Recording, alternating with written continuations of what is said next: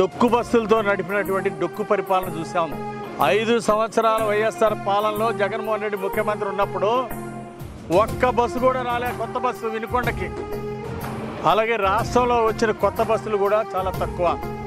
వినుకొండలో ఒక్క బస్సు కూడా రాకపోవటం 5 సంవత్సరాల్లో జగన్మోహన్ రెడ్డి పాలనలో డొక్కు పరిపాలనకు ఒక నిదర్శనం. డొక్కు బస్సులతో నడిపించారు.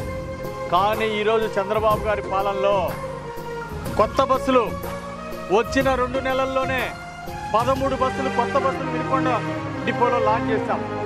ప్రయాణికుల సౌకర్యం కోసం కొత్త బస్సుల్ని నవ చైతన్యంతో, నూతన ఉత్సాహంతో నవనిర్మాణం చేస్తున్నటువంటి చంద్రబాబు నాయుడు గారు రాష్ట్రంలో ఈరోజు ఆర్టీసీలో కొత్త పుంతల్ని ముందుకు నడిపిస్తున్నందుకు చంద్రబాబు నాయుడు గారికి ధన్యవాదాలు. ముఖ్యంగా కోటేశ్వరరావు నాయక్ గారు సీఎంగా చాలా సమర్థవంతంగా చేస్తున్నారు.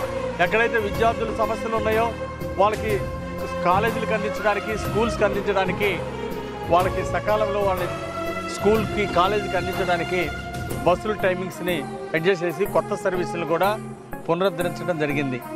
అంటే ఆర్టీసీ లాభాల్లో నడిపించాలి. దాంతోపాటు లాభాల కంటే ముందు సేవా దృక్పథంతో ఈరోజు ఆర్టీసీని నడిపించాల్సినటువంటి ఆవశ్యకత ఉంది.